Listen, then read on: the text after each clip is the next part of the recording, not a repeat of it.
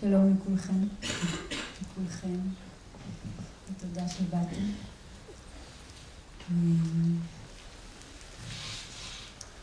כשמאיר התקשר אליי והציע את הרעיון של הערב הזה, ממש שמחתי.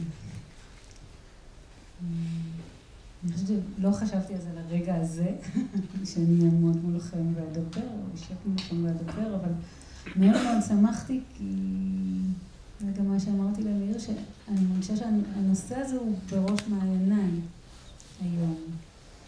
והוא בראש מעייניי לא בגלל ההתמודדות האישית שלי עם סרטן, אלא כי כולנו מתמודדים ומתמודדות עם מה שאמרתי קודם בצחוק מחלת החיים. כולנו מתמודדים ומתמודדות עם סבל וקושי ופחדים והרבה מאוד דברים שמצמצמים את החיים שיכולים לזרום בתוכנו. אז הכותרת של הערב הזה, מפחד מוות לשמחת חיים, כותרת שככה נבחרה ביני לבין מאיר זוהר לבין סטיבן, מדויקת מאוד.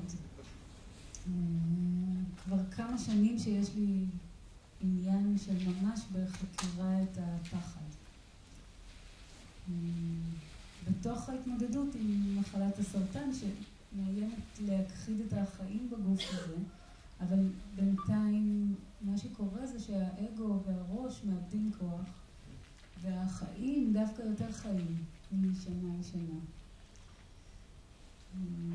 בתוך ההתמודדות הזאת, המפגש עם הפחד היה מאוד מאוד משמעותי, מרכזי אפילו. ונדמה לי שהמפגש עם הפחד הוא, זאת אומרת, המפגש הזה הוא המפתח שפתח את דלת השמחה. משהו קרה במפגש הזה שהתמיר את הפחד,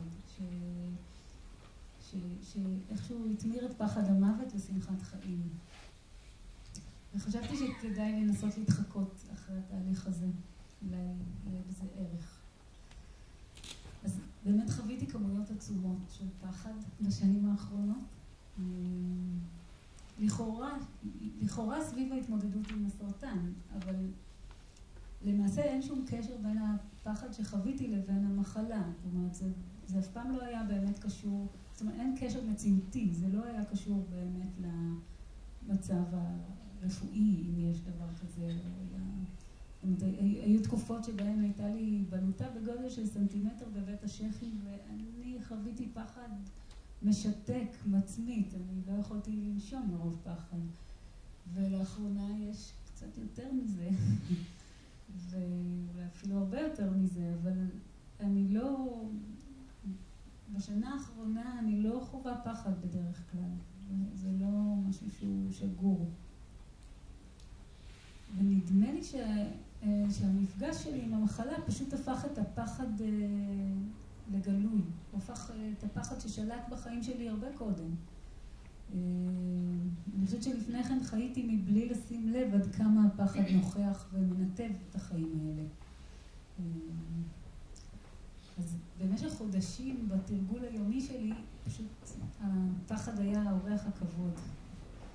הרגשתי ממש פיזית את האופן שבו הפחד מצמצם את החיים בגוף, מפריע לזרימה החופשית של החיים בגוף.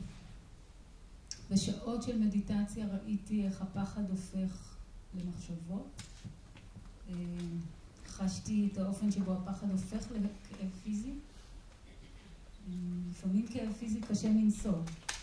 לפעמים כאב פיזי ממש בלתי נסבל, שברגע ששמעתי את הפעמון וקמתי נעלם, פעם אחר פעם, הבנתי שאולי אני לא יודעת בדיוק מה זה כאב פיזי ומה זה פחד.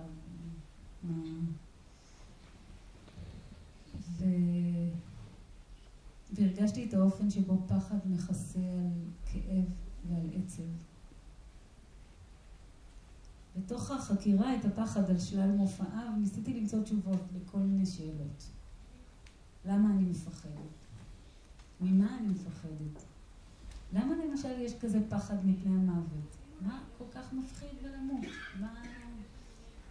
מדוע אם אני אומרת את המילה מוות במחלקה האונקולוגית, שבה כבר קצת קשה להחזיק באשליית החיים האינסופיים, יש כזאת טלטלה. זה כמובן תלוי בתפיסה שיש לנו לגבי המוות. אבל האמת היא שאם התפיסה שלנו היא שהכל נגמר ברגע שאנחנו מתים, אז אין לי משהו אחר. ואם התפיסה היא שמתחילה איזו דרך אחרת, או שקורה שם משהו אחר, אז גם אז לא ברור מדוע הפחד צריך להיות כל כך הרגש הדומיננטי בהתייחסות. ואני חושבת שהשאלות האלה חשובות, כי החקירה את השאלות האלה יכולה ללמד משהו על הדרך מפחד מוות לשמחת חיים.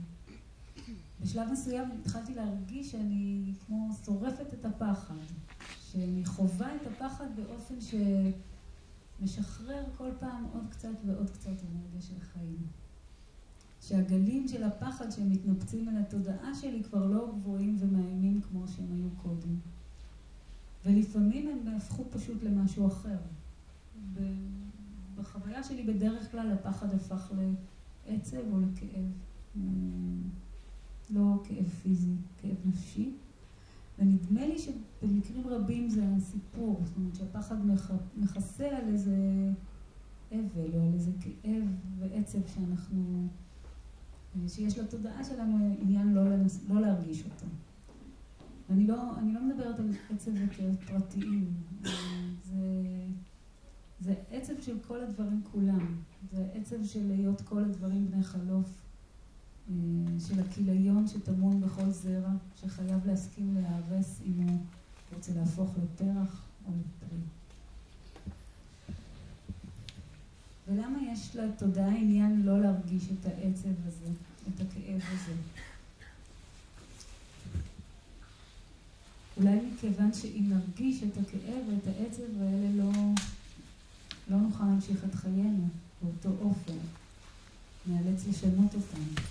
אולי מכיוון שאם נרגיש במלוא העוצמה את ההשתנות המתמדת של כל הדברים כולם, אם נראה את היופי בחורבן ובפירוק, את היופי בחיים כפי שהם, לא נוכל להתאים עוד לדמות של האדם הערבי בחברה הקפיטליסטית שקם בבוקר, שותה קפה בעמידה ורץ לעבודה מבלי להעיף מבט במראה, או בילדה, או באישה, או באיש שלצידו.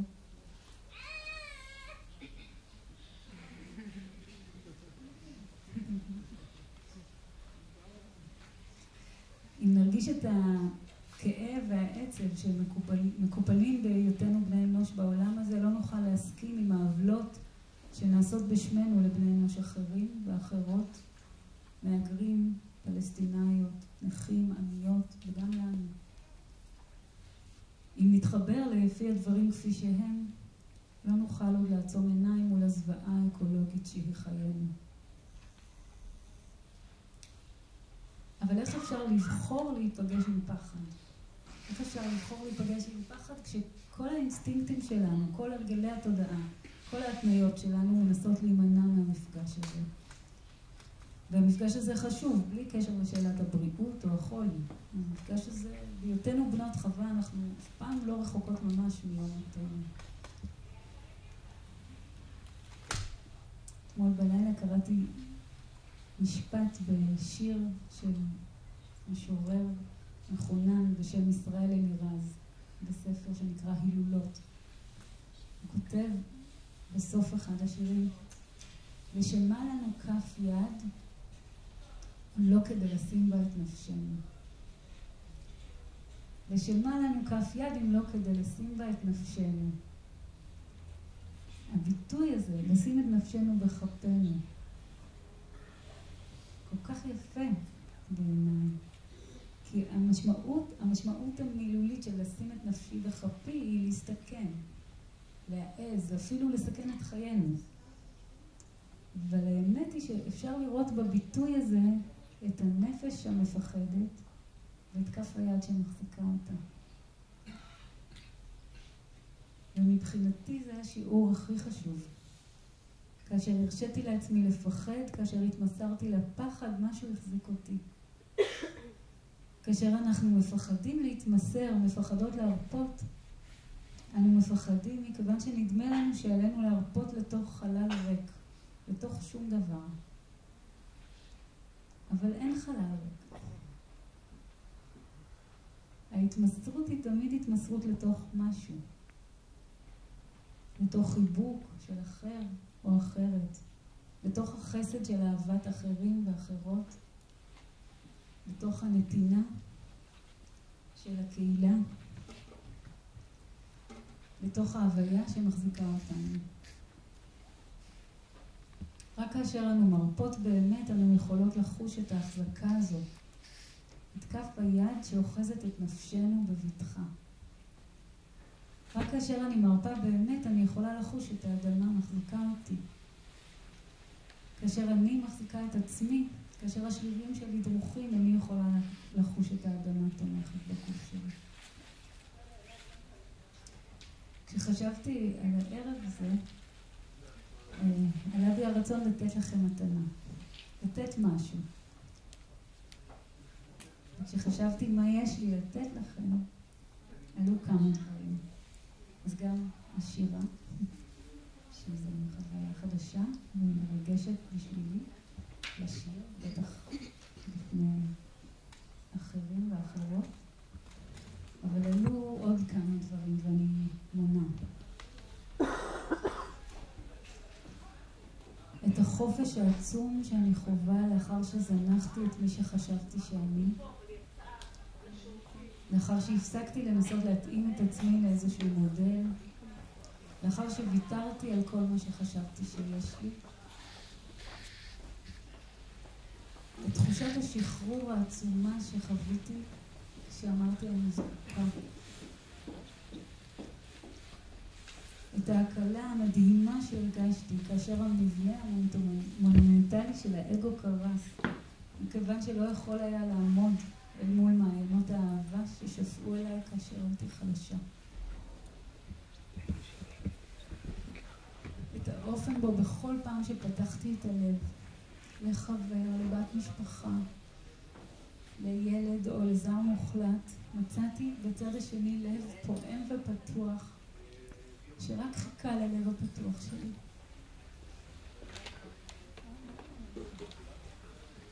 את העובדה שהפחדים הכי גדולים שלי התממשו, כמעט אחד לאחד, והפכו לברכה ולחסד.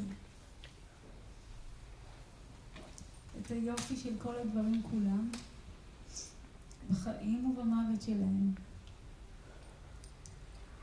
ואת השמחה בחיים כפי שהם באים, בכל רגע, בכל יום, בהיותי תלויה בין שמיים לארץ, מבלי לנסות להכריע האם אני כאן או שם, מבלי לנסות להיות מישהי, מבלי להגדיר מי אני.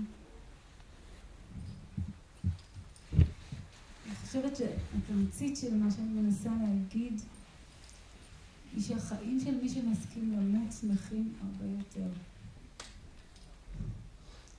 אני מתכוונת לא מסכימה למות פעם, בעוד הרבה שנים, אחרי שאני אספיק לעשות ככה וככה, אלא מסכימה למות עכשיו. ברגע הזה כל רגע מחדש. מסכים למות מבפנים, במובן הכי עמוק, במובן שכל ענייניי הפנימיים והחיצוניים מסודרים. וגם שאין באמת כזו חשיבות לעניינים. מסכימה למות במובן של ידיעה פנימית עמוקה, אין אדם שאי אפשר לחיות בלעדיו. מסכים למות במובן של שלום בנפש, שלום בעולם, שלום עם ההוויה באשר היא. מסכימה למות במובן שאין בי פחד מפני המוות, ושהעצב על הפרידה נוכח בכל רגע ורגע מחיי, והעצב הזה צובע את החיים בצבעים עזים ומלאי טעם. תודה.